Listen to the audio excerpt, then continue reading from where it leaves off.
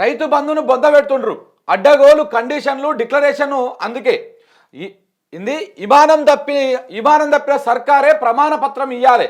22,000 కోట్ల దుర్వినియోగం ఆరోపణలోనూ సర్కారు కుట్ర దాగి ఉన్నది. ఉద్యాన పంటలకు ఇస్తే దుర్వినియోగం అంటున్నారు. రైతు ఎవరినైనా శాసించేలా మేము చేసినాం. రైతు యాచించే స్థాయికి కాంగ్రెస్ దిగజార్చింది. మేము 11 సీజన్లు రైతు బంధు ఇచ్చినాం. ఏడాదిలో రైతుకు కాంగ్రెస్ ఒక్క పైసా కూడా ఇవ్వలే. రైతులకు రేవంత్ సర్కార్ బాకీ పడ్డది 26,000 ఒక్కొక్క రైతుకు 26,500 రూపాయలు బాకీ పడ్డది. 26,000 కోట్లు బాకీ పడ్డది ఇప్పటిదాకా. కాంగ్రెస్ ఎగవేతల పైన గ్రామాన పోస్టర్లు వేస్తాం. కేబినెట్లో భరోసా పైన సరైన నిర్ణయం తీసుకోవాలి. తెలంగాణ భవన్లో మీడియాతో కేటీఆర్. ఇక చూడండి, రైతుకు ఎగ్గొట్టినటువంటి పైసలు ఒకసారి ఎంతనో ఒక్కొక్కసారి చూడండి. ఎగ్గొట్టినటువంటి రైతు భరోసా ఎప్పుడు వేస్తావు రేవంత్ అని చెప్పేసి ఒక పోస్టర్ కూడా వీళ్ళు రిలీజ్ చేశారు.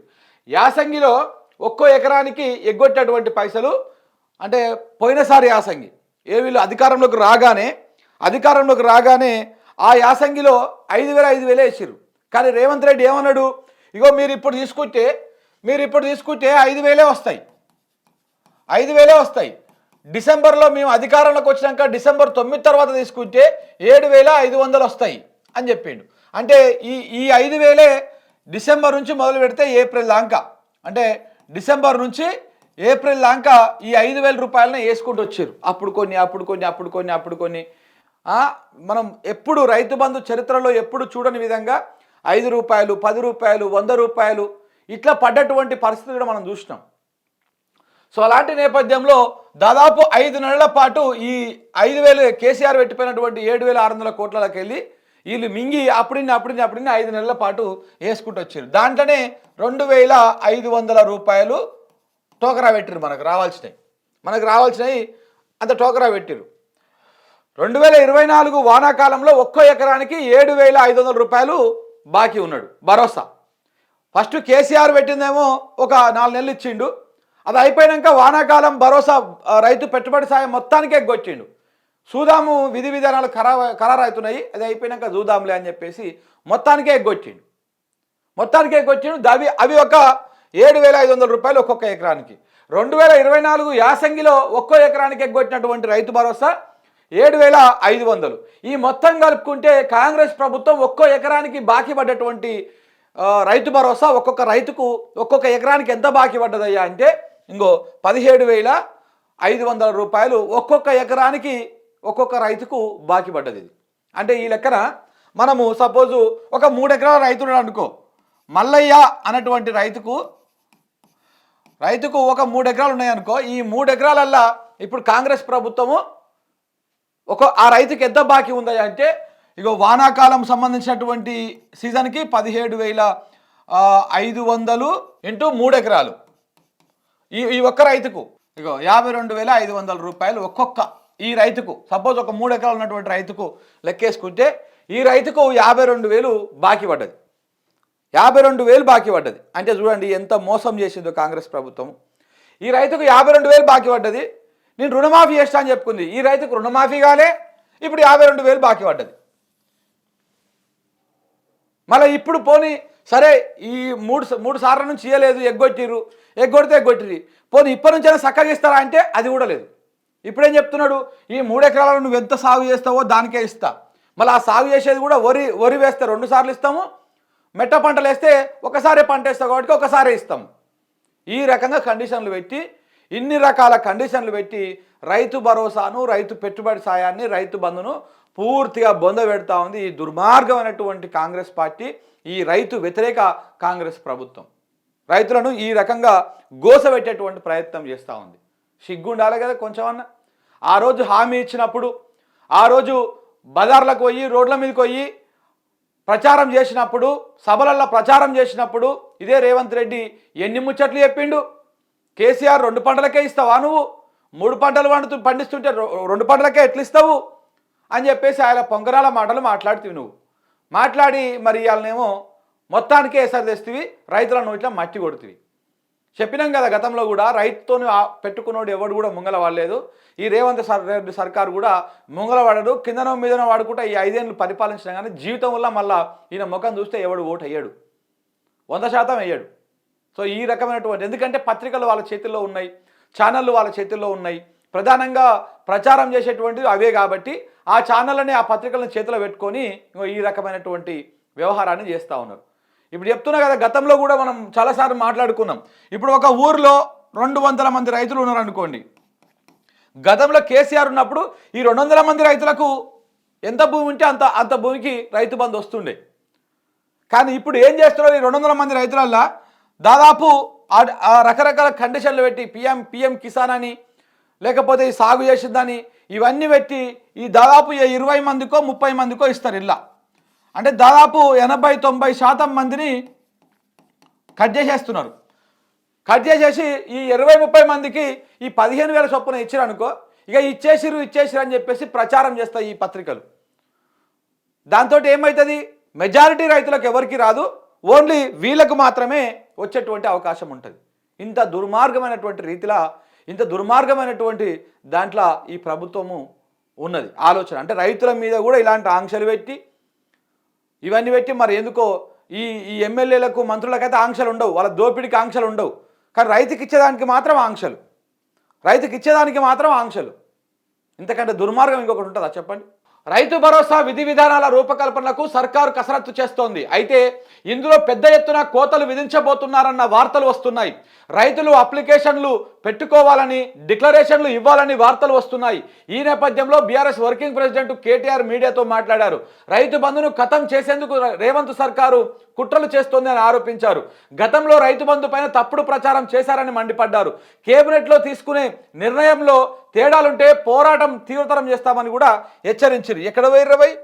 ఆ రోజు రాళ్ళకిచ్చిర్రు, రప్పలకిచ్చిర్రు, రైతు బంధు వీళ్ళకిచ్చిర్రు, వాళ్ళకిచ్చిర్రు అని చెప్పేసి కుక్క లెక్క మొత్తుకున్నటువంటి ఈ సోకాల్డ్ మేధావులు, ఈ బ్యాచ్ మొత్తం ఎక్కడ పోయింది? కోదండరాం ఏడవండుకున్నాడు, ఈ మేధావి వర్గం అంతా ఏడవండుకున్నది. ఇలా పదవులు రాగానే పెదవులు మూసుకున్నాయి. ఇంత దుర్మార్గంగా మీ స్వార్థ రాజకీయ ప్రయోజనాల కోసం కేసీఆర్ మీద ఏమంటారు కక్ష పెట్టుకొని, కేసీఆర్ మీద పర్సనల్ గ్రడ్జ్ పెట్టుకొని, ఆయన ప్రభుత్వం మీద ఆ విషం చిమ్మి, అప్పుడు రైతు బంధు మీద విషం చిమ్మినటువంటి ఈ బ్యాచ్ మొత్తం ఇలా ఎక్కడ పోయింది? ఇలా మొత్తం రైతుల నోట్ల మట్టి కొట్టేటువంటి పరిస్థితి కనపడతా ఉంది. కేసీఆర్ మీద వ్యతిరేకత ఉంటే ఉండొచ్చు, కానీ ఆయన మీద వాళ్ళు రైతుల పొట్ట కొడుతున్నారు కదా, రైతులకు రావాల్సినటువంటి రైతు బంధు రాకుండా చేస్తున్నారు కదా. మళ్ళా కూడా ఆత్మహత్యలు, మళ్ళా రైతులకు సంబంధించినటువంటి ఆర్తనాదాలు ఇవన్నీ మళ్ళా వినాల్సినటువంటి పరిస్థితి మళ్ళా తెస్తున్నారు కదా. ఆ రోజు నిజంగా కూడా కేసీఆర్ సభలలో చెప్పినప్పుడు గట్లెందుకు అవుతుందిలే, కేసీఆర్ ఇయ్యంగలేంది ఈయన ఎందుకు ఇయ్యడు, అట్లా బంద్ పెడితే ఊకుంటారా అన్నారు ప్రజలు. ఇప్పుడు ఏమై ఊకుంటలేం, పిసుక్కుంటున్నాం. ఇవాళ ఇస్తాడా ఇయ్యడా, ఏమేమి రూల్ పెడతాడు? ఈ కాంగ్రెస్ ప్రభుత్వం అంటే రకరకాల కండిషన్లు పెడతా ఉన్నది. ఇప్పటికే 4 సార్లు అప్లికేషన్లు తీసుకున్నది, మళ్ళీ అప్లికేషన్లు పెట్టుకోవాలంట. రేపటికెళ్ళి అప్లికేషన్లు, అంతేగా. ఇవాళ 4 తారీఖు, 5, 6, 7 ఈ 3 రోజులలో అప్లికేషన్లు పెట్టుకోవాలి. మరి ఇలా క్యాబినెట్ ఉన్నది, సాయంత్రానికి అప్డేట్ వస్తుంది. ఆ దుకాణం ఏందో కూడా మీకు చూపిస్తాం. ఆ అప్డేట్ వచ్చి క్యాబినెట్లో మొత్తము చర్చ అవుతుంది. ఎవరెవరికి ఇస్తారు, ఎట్టెట్టు ఇస్తారు, ఎన్నెన్ని సార్లు ఇస్తారు, ఏ పంట వేసిన వాళ్ళకి ఎంతెంత ఇస్తారు. మరి ఇప్పుడు నిన్న మనం మాట్లాడుతూ ఉంటే, మార్నింగ్ న్యూస్లో కూడా మాట్లాడుతూ ఉంటే చాలామంది మిత్రులు, అన్న మాది మామిడి తోట ఉన్నది, మరి దీనికి ఎట్లా ఇస్తారు, రైతు భరోసా ఇస్తారా ఇయ్యారా అన్నటువంటి అనుమానం వ్యక్తం చేస్తూ ఉన్నారు. నిజంగా కూడా మరి అనుమానమే ఉన్నది. మామిడి తోట, బత్తాయి తోట, మరి ఇవి సీజనల్ పంటలు కావు కదా, ఆయిల్ ఫామ్లు, ఈ రకరకాల పంటలు ఉంటాయి. రేవంత్ రెడ్డికి తలకాయ ఉందో లేదో నాకు అర్థం కాదు, ఈ ప్రభుత్వంలో ఉన్నోడికి ఉందో లేదో అర్థం కాదు, ఈ మంత్రులకు బుర్ర పనిచేయదో అర్థం కాదు. కానీ ఏమన్నా కొంచెమన్నా మరి ఆ ఊర్లో రైతులను అడిగితే చెప్తారు కదా, ఏ రైతుని అడిగినా కానీ. ఇప్పుడు బత్తాయి తోట పెట్టుకున్నాడు, ఆయనకున్న 4 ఎకరాలల్లో 2 ఎకరాలు బత్తాయి తోట పెట్టుకున్నాడు. అది ఒక సీజన్ మొత్తం ఉట్టేనే ఉంటుంది, దాన్ని మేపాల్సి వస్తుంది. ఒక సీజన్లోనే కాత కాస్తుంది. ఒక సీజన్లో కాసినా కానీ అదేదో రాటనికాయ లేక గిత్తత వస్తుంది అంతే. మరి ఎట్లా, దాన్ని 2 సార్లు ఇస్తావా, ఒకసారి ఇస్తావా, అసలు మొత్తానికే ఇయ్యవా, మొత్తానికే బంద్ పెట్టేస్తావా, ఏం చేస్తావు దాన్ని? ఇట్లా రైతులకు చాలా అనుమానాలు ఉన్నాయి. ఈ అప్లికేషన్లు ఏంద్రా నాయన, మళ్ళా ఎన్నిసార్లు అప్లికేషన్లు తీసుకున్నాడు కేసీఆర్? ఏమన్నా అప్లికేషన్లు తీసుకున్నాడా? రైతు బంధు 11 సార్లు ఇచ్చిండు. 11 సార్లల్లా ఎన్నడన్నా ఈ కాగితం తీసుకురారి, ఈ కత్ప తీసుకురారి అని చెప్పేసి ఎన్నడన్నా అప్లికేషన్లు అడిగిండా? అడగలే కదా. మరి ఆయనకు అక్కడికి లేని అప్లికేషన్లు నీకెందుకు? ఏమో అంటే ఏమంటాడు, పెట్రోల్ బంకులకు, రోడ్లకు, రాళ్లకు, రప్పలకు అని చెప్పేసి ఆ వెలుగు లాంటి V6 లాంటి బ్రోకర్ ఛానళ్ళు బ్రోకర్ పత్రికలు వార్తలు రాసినాయి. కొంతమంది యూజ్లెస్ ఫెలోస్, కొంతమంది బుర్రలేనటువంటి ఎదవలు అట్లాంటి మాటలు మాట్లాడారు. మరి అవన్నీ ఇన్ని రోజులు చేసిరు కదా, మళ్ళీ అప్లికేషన్ దుకాణం ఎందుకు? మీ చేతిలో అధికారులు ఉన్నారు కదా, అగ్రికల్చర్ ఆఫీసర్లు ఉన్నారు, వీళ్ళంతా పెద్ద వ్యవస్థ ఉన్నది. వాళ్ళందరినీ పంపించి ఏ రైతుకి ఎంతెంత ఉందో తెలుసుకుంటే కాదా మళ్ళీ రైతులు పోయి అప్లికేషన్ పెట్టుకోవాలంట 3 రోజుల పాటు. ఈ 3 రోజులలో ఏ రైతు ఏడుకుపోయి అప్లికేషన్ పెట్టుకోవాలి? ఇది యాసంగి సీజను, ఆయనకు చేతి నిండా పని ఉంటుంది. కరగట్టు దున్నాలి, నాట్లు వేయాలి, కూలీలను పట్టుకొచ్చుకోవాలి, ట్రాక్టర్లు తేవాలి, దున్నిపియాలి, ఉరాలు పెట్టుకోవాలి, మందేసుకోవాలి, అడుగు మందు, యూరియా, రకరకాల కథ ఉంటుంది. ఈ అన్ని పనులు వదిలిపెట్టి 3 రోజులు పెట్టి మళ్ళీ మీ ప్రభుత్వం చుట్టుముట్టు తిరగాలి. మీరు ఇచ్చేది లేదు, పీకేది లేదు. ఇంకెన్ని మాటలు చెప్పి మోసం చేస్తారు ఈ రైతులని? సిగ్గు అనిపిస్తలేదు కొంచెమన్నా? ఏడాది కాలంగా మీరు చెప్పినవన్నీ అబద్ధాలేనా? ఏడాది కాలంగా మీరు చెప్పేటివన్నీ అన్ని లత్కోరు ముచ్చట్లేనా? ఇంకెన్ని చెప్పుకుంటూ వస్తారు ఇట్లా? ఇంకెన్ని రోజులు ఇది చేసుకుంటూ వస్తారు? సిగ్గు లేకపోయా, శరం లేకపోయా, అబద్ధాలు ఆడుతున్నాం అన్నటువంటి ఇంగితం లేకపోయా. రైతులను కూడా మోసం చేస్తారు. చివరికి వాళ్ళెవరు పాపం నిరుద్యోగులు అయితే మీకోసం ఎంత కష్టపడ్డారు, వాళ్ళందరూ నడి రోడ్డు మీద ఆగం చేసిపోయినారు. జియో 46 వాళ్ళు పాపం వాళ్ళు ఏడువని రోజు లేదు, మొక్కని దేవుడు లేదు, ఎక్కని గుట్టలేదు అన్నట్టుగా సుప్రీంకోర్టు దాంగా పోయారు. పాపం ఆడిపోయి కూడా ఆడ కూడా మీ ప్రభుత్వము కోట్ల రూపాయలు పెట్టి వాళ్ళకు అన్యాయం చేస్తూ ఉండే ఎదురుబడి. అట్లా వాళ్ళని మోసం చేస్తేవి, ఇట్లా రైతులను మోసం చేస్తేవి. ఇంకెవరి కోసం పనిచేస్తూ ఉన్నాం? రేవంత్ రెడ్డి కుటుంబ సభ్యులకు దోసుకోవడం కోసం, మంత్రులు వేల కోట్ల స్కాములు చేసుకోవడం కోసం, ఈ రాష్ట్రాన్ని అప్పనంగా అందిన కాడికి దోసుకోవడం కోసం చేస్తూ ఉన్నారు. ఇది కాంగ్రెస్ ప్రభుత్వము, రేవంత్ రెడ్డి సర్కార్ చేస్తున్నటువంటి వ్యవహారం. అంతకుమించి ఇంకేం కనిపిస్తలేదు. ఇలా రైతులకు కండిషన్లు పెడతారంట ఈ మోటవారులు. ఇదే రైతులు కండిషన్లు పెట్టుకొని నీ కోట్లు వేస్తుంటే నువ్వు ఇలా ముఖ్యమంత్రి వైద్యువా? ఇదే రైతులు కండిషన్ పెట్టుకొని నీ ముఖం చూడగానే ముఖం మీదనే చెప్పేసి వేస్తే నువ్వు ఇందాక వద్దువా? రాకపోదువు కదా. ఆ రైతులు అమాయకులు కాబట్టి వాళ్ళు నువ్వు చెప్పిన రత్కోరు ముచ్చట్లని నమ్మిరు కాబట్టి ఇవాళ ఆ రైతులకు నువ్వు ఇట్లా మట్టి కొడతా ఉన్నావు. ఓడ దాటినాక ఓడం వల్లన్నా, ఓడ దాటినాక బోడం వల్లన్నా అయిపోయి ఓట్లు వేసి ఒక గదిలోకి కూర్చుంటివి నువ్వు. ఇంక ఇప్పుడు వాళ్ళతో ఏం పని? రైతులతోటి మోసం చేయాలి. ఇప్పటికి 2 సార్లు ఎగ్గొడుతుంది కదా పాపాత్ములారా మీరు రైతు పశలని. 2 సార్లు ఎగ్గొట్టి ఇప్పుడు 3వసారికి 30 రకాల కండిషన్లు పెట్టి వాళ్ళ నోట్ల మట్టి కొట్టేటువంటి ప్రయత్నం చేస్తూ ఉన్నారు. రైతుకి ఇస్తే రైతేమో తిని బొజ్జ పెడతాడు, లేకపోతే నువ్వు ఇచ్చిన పైసలు తీసుకుపోయి బ్యాంకులు వేసుకొని ఫిక్స్డ్ డిపాజిట్లు చేసుకుంటాడు. రైతుకు నువ్వు ఎన్ని రూపాయలు ఇచ్చినా కానీ అది మార్కెట్లోకే రిలీజ్ చేస్తాడు. ఇప్పుడు మీకు ఒక ఎగ్జాంపుల్ చెప్తా. ఇప్పుడు ఇదే 4 ఎకరాల రైతు ఉన్నాడు. ఈ 4 ఎకరాల రైతుకు ఈ కేసీఆర్ ఇచ్చిన దాని లెక్క ప్రకారం పెడదాం, 40,000 రూపాయలు వస్తాయి ఒక్కసారికి వచ్చినప్పుడు. ఎకరానికి 10,000 చొప్పున చూసుకుంటే సంవత్సరానికి 40,000 వస్తాయి. ఈ 40,000ల్లో రైతు తీసుకుపోయి ఫిక్స్డ్ డిపాజిట్ చేసుకుంటాడా, బ్యాంకులు వేసుకొని పెట్టుకుంటాడా?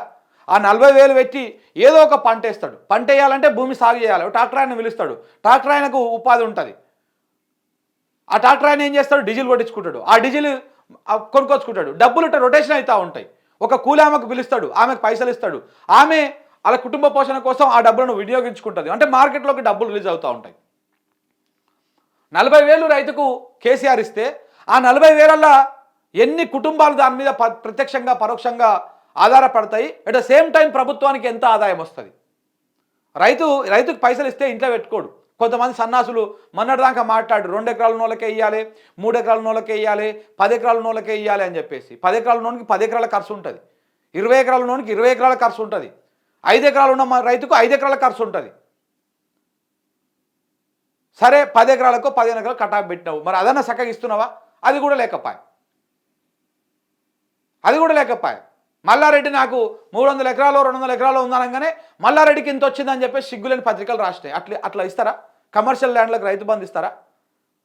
పోనీ అదేమైనా ఆధారం చూపించారా అంటే ఏం లేదు, ఉట్టినే గాలి మాటలు మాట్లాడాలి. ఉట్టినే గాలికి బట్ట కాల్చి మీదే చేయాలి, దాన్ని ప్రచారం చేయాలి, ఇదే అని చెప్పేసి అది చేయాలి. దీనికి మించినటువంటి దుర్మార్గం ఇంకొకటి ఉండదు. రైతు బంధుని మొత్తానికే పొందబెట్టేటువంటి ప్రయత్నం ఇది. ఇంకా రైతు బంధు గురించి, పెట్టుబడి సాయం గురించి మనం అందరం మర్చిపోవాల్సింది. ఆ ముచ్చట లేదు. ఇంకా ఇచ్చేటువంటి ఆశలు కూడా ఏం కనపడతలేవు ఏడ కూడా. ఇంకా రైతు బంధుకు రామ్ శాసించే స్థాయి నుంచి యాచించే స్థాయికి రైతులను దిగదారుస్తారా కేటీఆర్? ప్రజాపాలనలో ఇచ్చిన దరఖాస్తులు ఏం చేసిర్రు? మళ్ళీ రైతులు ప్రమాణ పత్రాలు ఇచ్చుడేంది? అన్నదాతలను దొంగలుగా చిత్రీకరిస్తే ఊరుకోం. ఈ ప్రమాణ పత్రాల గురించి కూడా మనం మాట్లాడుకోవాలి. రైతులంట ఈ ప్రమాణ పత్రాలు ఇప్పుడు సపోజ్ ఒక ఎకరంలో ఈ ఎకరంలో నేను వరి వేస్తున్నా అని చెప్పేసి ఒక డిక్లరేషన్ ఇవ్వాలి ప్రమాణ పత్రం. ఒకవేళ రైతు ఆ పత్రం ఇచ్చినాక ఒరే ఇందులో వేరే పంట వేద్దామని చెప్పేసి మార్చుకున్నాను అనుకో, ఇక ఆ వచ్చిన పెట్టుబడి సాయం కూడా మళ్ళీ వెనక్కి ఇచ్చేయాలంట. ఒకవేళ ఇవ్వకపోతే ఆయన మీద కేసులు. ఇవన్నీ కూడా ఎందుకు? ఈ ప్రమాణ పత్రాలు డిక్లరేషన్లు ఏంది? రైతులకు ముకుతాడు పెట్టినట్టుగానే ఈ కండిషన్లు ఏంటిది అంటే, నువ్వు ప్రభుత్వానికి ఏం చెప్తున్నావో ఆ పంటనే వేయాలి. నీకు గిట్టుబాటు కాకనో లేకపోతే అది నువ్వు మార్చుకొని వేరే పంట వేసినావు అనుకో, నీ మీద మళ్ళీ నీకు ఆ పెట్టుబడి సాయం ఇచ్చారు కదా, మళ్ళీ తిరిగి ఇచ్చేసేందుకు వసూలు చేసుకోవడానికి ఆ ప్రభుత్వానికి అన్ని అధికారాలు ఉన్నాయన్నట్టుగా నువ్వు డిక్లరేషన్ ఇవ్వాల్సి వస్తుంది.